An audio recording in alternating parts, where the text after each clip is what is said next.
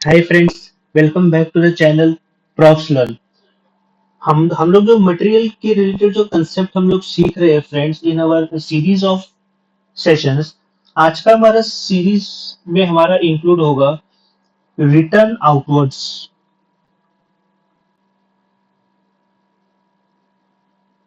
Return outwards या कई बार इसे मटेरियल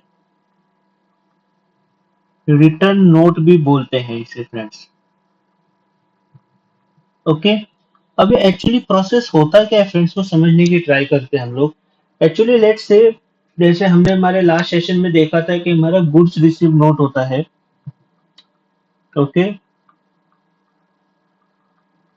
तो गुड्स रिसीव नोट में क्या होगा फ्रेंड, हमारा जीआरएन होगा, यानी sorry it is known as GRN also. अब इसमें क्या हुआ कि सप्लायर ने अपने कस्टमर को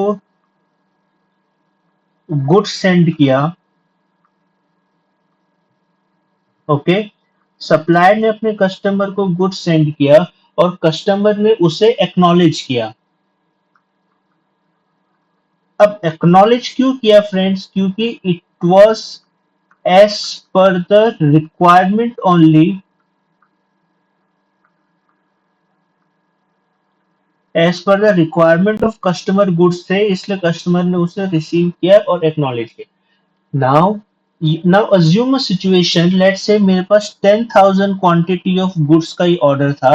जब 10,000 क्वांटिटी ऑफ गुड्स मैंने इन्वर्ट करा लिया मैंने, ओके, 10,000 क्वांटिटी ऑफ गुड्स का मैंने इन्वर्ट करा लिया। नाउ लेट्स सपोज, अब इट इज क्वाइट पॉसिबल कि मैं उसी टाइम पे 10,000 की सारी क्वांटिटी में ईच एंड एवरी क्वांटिटी को मैं इंस्पेक्ट नहीं कर पाया और उसमें से कुछ डिफेक्टिव गुड्स भी अनइंटेंशनली मेरे स्टोर्स में इन हो गए। Now during the inspection or any other process in the stores department, और rather कभी कभार होता है कि आपका जिस प्रोडक्शन डिपार्टमेंट में ये गुड्स यूज होने वाला है वहां पे गुड्स जाने के बाद आपको पता चले अरे ये गुड्स तो डिफेक्टिव है, ये रॉ मटेरियल तो डिफेक्टिव है एंड तो और ये पर्टिकुलर हमारे प्रोडक्शन में यूज नहीं हो सकता है। नो डाउट अगर एक दो गुड्स हो आउट ऑफ 10,000 तो वो एक नॉर्मल लॉस का एक क्राइटेरिया भी एक जनरली मेंटेन करके रखती है ऑर्गेनाइजेशन कि हाँ अगर 10,000 गुड्स है तो उसका 1% में उसका मैं नॉर्मल लॉस कंसिडर करके चल रहा हूं मैं। बट इन केस अगर मेरे 10,000 में से अगर 1,000 क्वांटिटी मेरी डिफेक्टिव निकले जो मुझे सप्लायर ने सेंड की, that will round about to 10%। हाँ, इतना नॉर्मल लॉस का प्रोविजन मेरी कंपनी नहीं करके चलेगी। लेट्स से फॉर एग्जांपल अब क्या करना पड़ेगा, now customer will, okay, now customer will return the goods back to the supplier.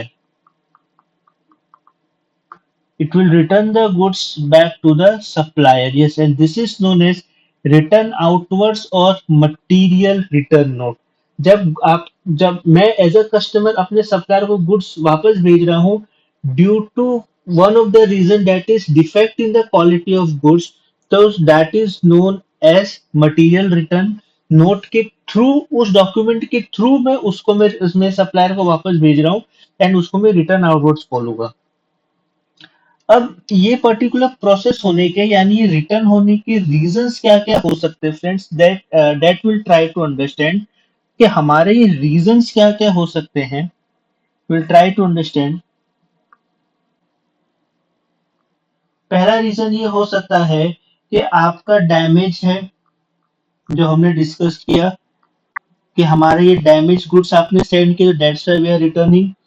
आपका इनकरेक्ट आइटम था, डैमेज नहीं था, इनकरेक्ट आइटम था।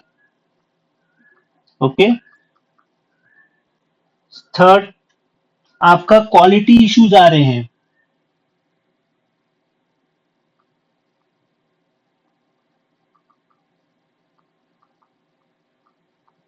आपके क्या फ्रेंड, आपके क्वालिटी इश्यूज आ रहे हैं गुड्स में, और या तो आपका ओवर स्टॉक हो गया है due to any of the reason.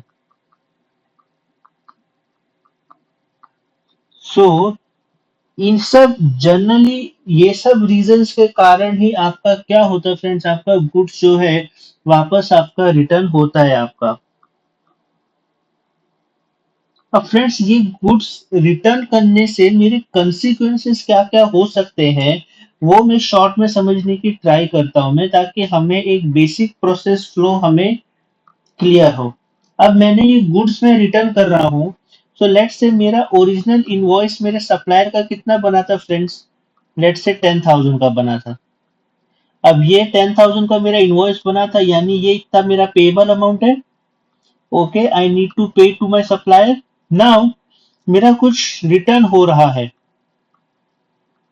Let's say मेरे इस अपने पर्टिकुलर एग्जांपल को लेके जाए तो 1000 क्वांटिटी मेरी रिटर्न हो रही है, इसकी वैल्यूएशन लेट्स से आ रही 1000 रुपीज। तो अब क्या होगा, मेरा पेबल अमाउंट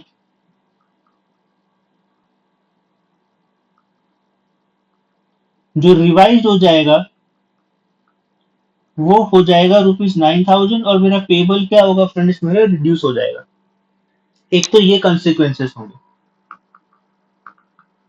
दूसरा कंसिक्वेंसेस क्या होगा फ्रेंड, दूसरा कंसिक्वेंसेस कुछ, सॉरी, दूसरा कंसिक्वेंसेस ये होगा, मेरा जो सीओजीएस है, कॉस्ट ऑफ गुड्स सोल्ड है, उसमें मेरा डिफरेंसेस आ जाएगा। क्यों डिफरेंसेस आएगा, उसकी मेरी फॉर्मूला क्या है, opening stock plus purchases, I would say net,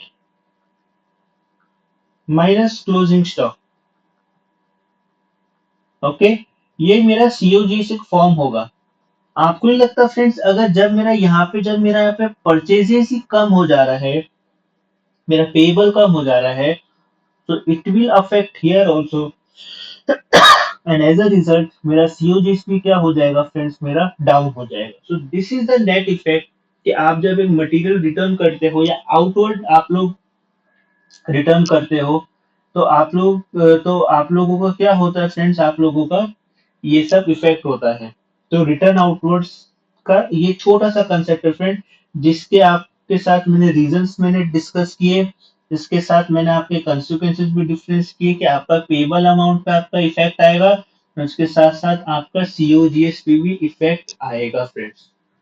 so this was all about in nutshell from me for the concept of return outwards.